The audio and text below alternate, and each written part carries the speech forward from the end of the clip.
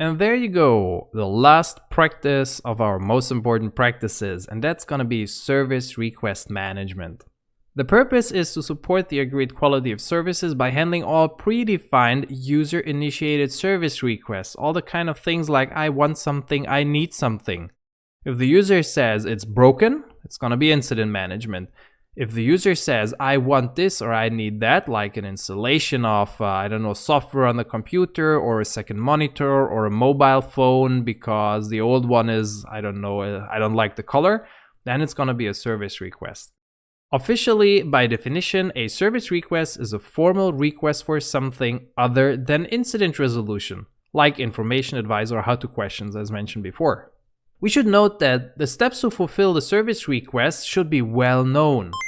Doesn't matter if it's a simple service request or if it's a complex one, we should have well-defined work instructions, so-called service request templates, which can be applied and can be reused all the time. Yeah? When we are defining new workflows, we should try to reuse the ones which we already have in place. Maybe we can copy-paste a service request workflow and just adjust it a little bit instead of building everything from scratch.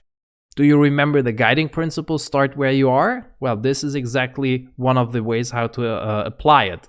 And last but not least, also important to manage user expectations, because they might believe that service requests have SLAs or they are provided with the same speed as incident resolutions, but that depends on.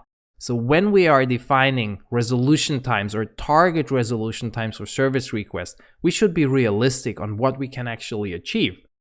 I'll give you an example on this one, which I've seen real life and it kind of bugged me at that time, but what can I do? There was a service desk and they had a process for ordering, or a service request for ordering new laptops for new employees. So once somebody started, they put an order to their vendor that a new laptop was needed. And that vendor took 3 weeks to deliver that laptop, right? And I was like, okay, why is then that laptop only ordered when I already started working, right? I mean, they should have done a better capacity management and make sure the laptop is available when I started.